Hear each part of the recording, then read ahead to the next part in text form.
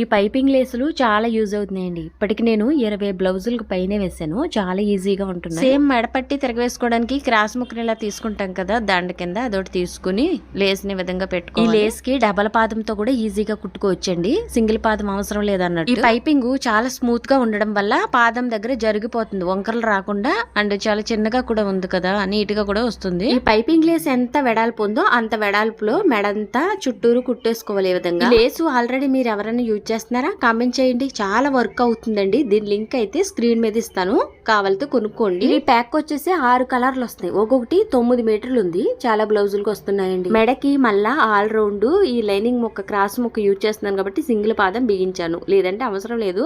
Already మీకు ఈ అసలు ఫ్యాబ్రిక్ అండ్ లైనింగ్ ఫ్యాబ్రిక్ మధ్యలో లేస్ కుట్టేలాగా కూడా ఒక పైపింగ్ వీడియో పెట్టాను కదా. పైపింగ్ ని ఆనుకుని పక్కగా వచ్చేస్తుంది చూడండి. ఇదే సింగిల్ పాదం యూజ్ అయితే బార్డర్ దాటకుండా వస్తుంది. వెనకాల కుట్టు మీకు కనిపించ